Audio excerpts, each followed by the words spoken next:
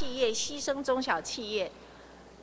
劫贫济富的一个产创条例。就在那个时候，当社会沸沸扬扬、质疑声不断的时候，突然之间天上掉下来这第11条的条款，所谓给中小企业雇用新人得给予补助的条款，它从天上掉下来，背后隐藏的是替当时产创条例涂脂抹粉，以及保吴敦义官位为了抢救失业的短暂性措施给予一个法源基础的一个条款。我们对于国民党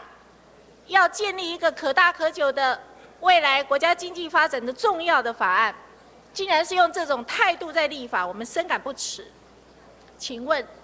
这个条款跟产业创新何干？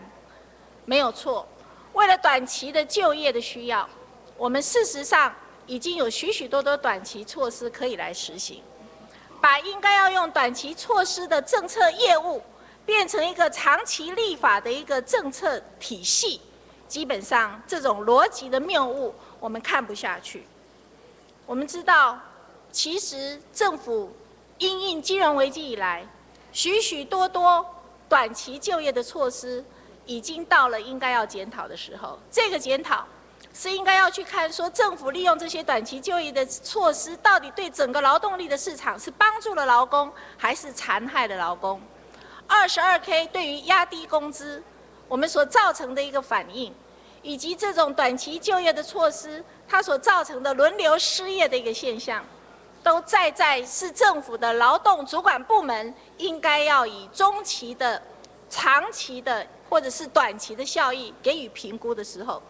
就在这种需要评估、需要改善的一个时候，我们竟然听风声治国、看报纸治国，涂脂抹粉，把它变成纳入是一个政府未来的立法的长期性措施。我们认为这样的一个政权是一个不负责任的政权，因此这个条款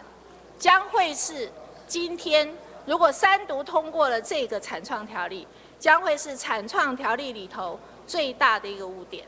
我们在这里要告诉吴敦义，要保你的政权，扶助你的政权。你补助中小企业，不是在扶助中小企业，真正要扶助中小企业是。